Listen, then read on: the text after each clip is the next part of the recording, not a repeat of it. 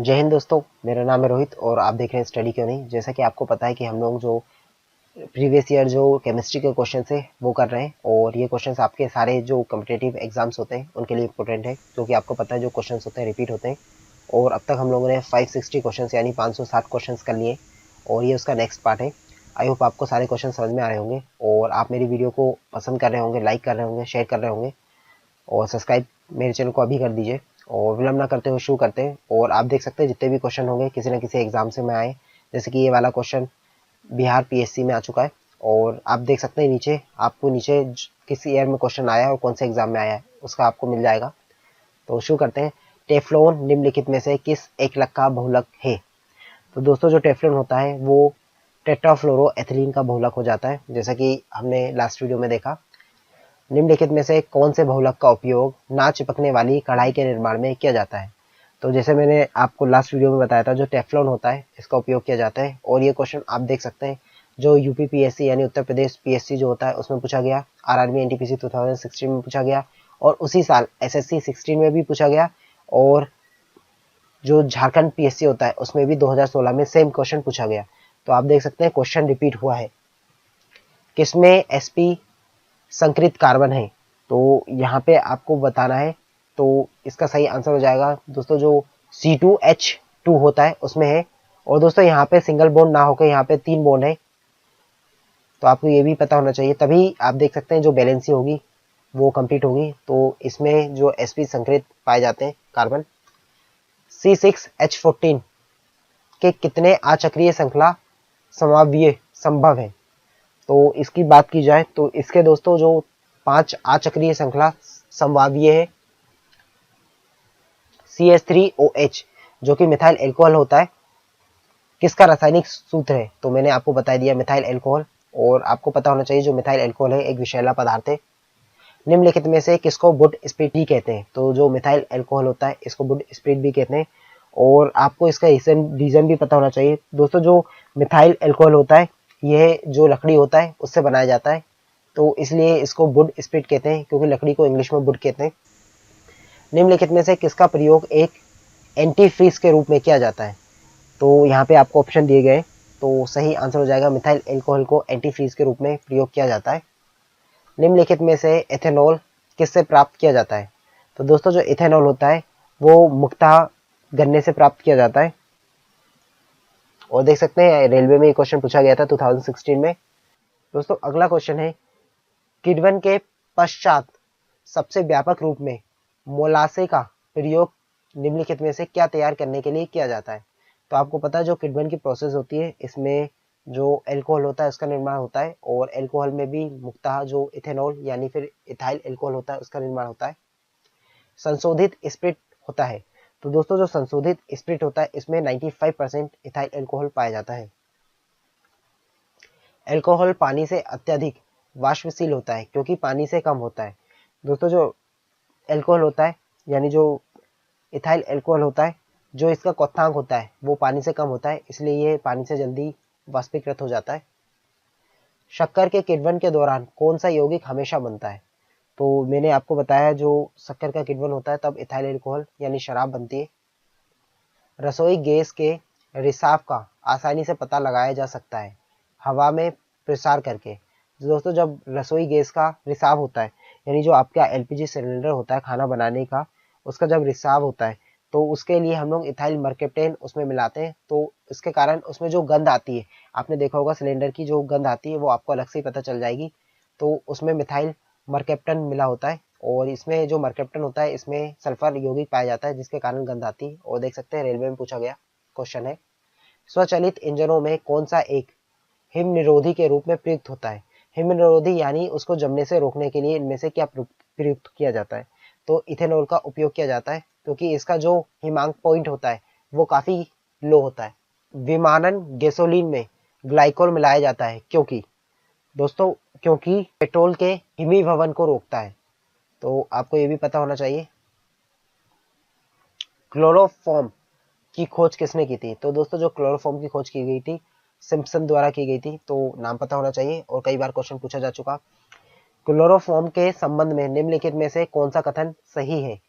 तो जो क्लोरोफॉर्म होता है द्रव ईंधन हो जाता है। तो दोस्तों ये गलत हो जाएगा। दोस्तों संवेदन हारक यानी निषेधक के रूप में उपयोग किया जाता है, तो ये ऑप्शन जो है सही हो जाएगा।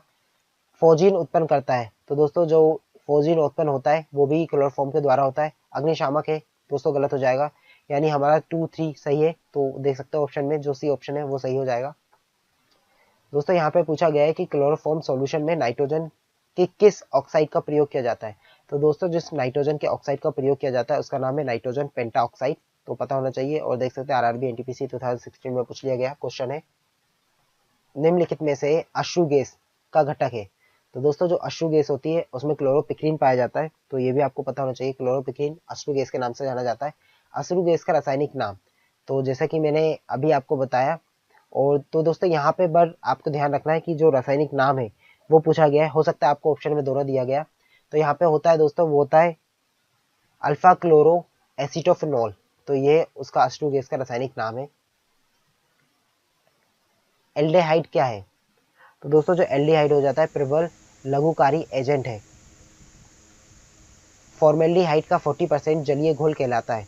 तो दोस्तों जब फॉर्मेल्डिहाइड को हम लोग 40% जलीय घोल होता है उसको हम लोग फॉर्मेलिन के नाम से जानते हैं। बेकेलाइट निम्नलिखित में से संघनन से बनता है।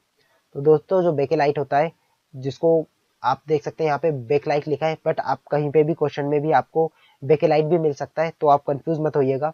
तो ये जो होता है वो फिनोल और फॉर्मेल्डिहाइड का मिश्रण होता है। निम्नलिखित में से कौन सा कार्बोक्सिलिक अम्ल नहीं है? तो आपको बताना है। फॉर्मिक एसिड होता है दोस्तों, कार्बोलिक एसिड हो जाता है, सिट्रिक एसिड भी जो होता है वो भी कार्बोक्सिलिक एसिड होता है। और जो पिक्रिक एसिड होता है ये कार्बोक्सिलिक एसिड नहीं होता है, तो ये गलत हो जाएगा। और जो टैट्रिक एसिड होता है इसमें भी कार्बोक्सिलिक एसिड पाया जाता है, तो आंसर हो जाएगा सी। मधुमक्खी के डंक से एक अम्ल छूटता है जिसके कारण दर्द एवं जलन होती है, वह कौन सा अम्ल होता है? तो आपको बताना है जो मधुमक्खी के डंक में पाया जाने वाला अम्ल है उसका क्या नाम है।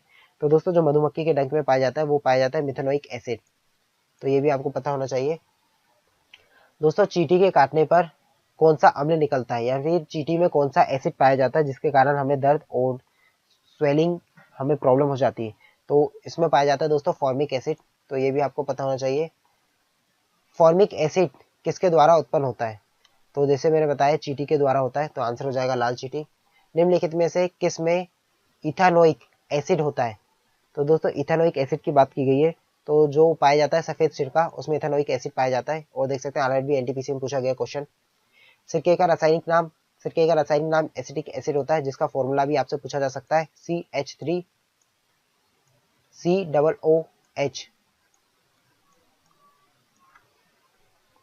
सिरके में निम्नलिखित में से क्या पाया जाता है?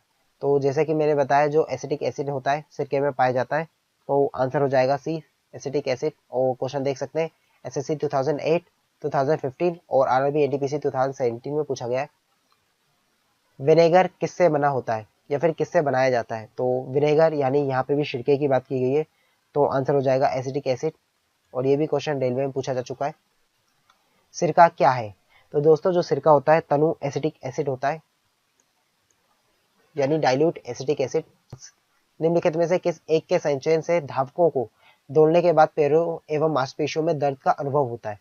तो दोस्तों जब कोई अचानक से तेज दौड़ता है, या फिर आपने खुद ही अनुभव किया होगा, यदि आप कई महीनों के बाद दौड़ना प्रारंभ करते हैं तो आपके हाथ पैर बहुत दर्द होते हैं, क्योंकि आपके हाथ पैर में लैक्टिक एसिड जमा हो जाता है। दही में मुख्यतः कौन सा एसिड पाया जाता है? तो दोस्तों जो दही होता है उसमें लैक्टिक एसिड पाया जाता है। और देख सकते हैं ये क्वेश्चन भी पूछा जा चुका है पहले एग्जाम्स में। जब दूध खट्टा हो जाता है तो उसमें उत्पादन होता है। तो दोस्तों जब दूध खट्टा हो जाता है तो उसमें लैक्टिक एसिड बनने लगता है, क्योंकि आपको पता है दूध खट्टा हो जाता है तो वो दही बन जाता है और दही में लैक्टिक एसिड पाया जाता है। और देख सकते हैं रेलवे में पूछा गया क्वेश्चन, फोटोग्राफी में कौन सा अम्ल प्रयोग किया जाता है?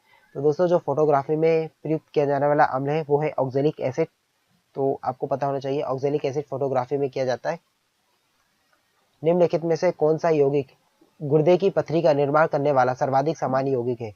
तो दोस्तों जो गुर्दे की पथरी होती है उसमें कैल्शियम ऑक्जेलेट पाया जाता है, कैल्शियम ऑक्जेलेट नाम याद रखना है। नींबू का खट्टा स्वाद किसकी मौजूदगी के कारण होता है? तो दोस्तों जो नींबू में पाया जाता है वो पाया जाता है सिट्रिक एसिड यानी साइट्रिक एसिड, तो देख सकते हैं। और ये भी देख सकते हैं कितनी बार पूछा जा चुका क्वेश्चन है।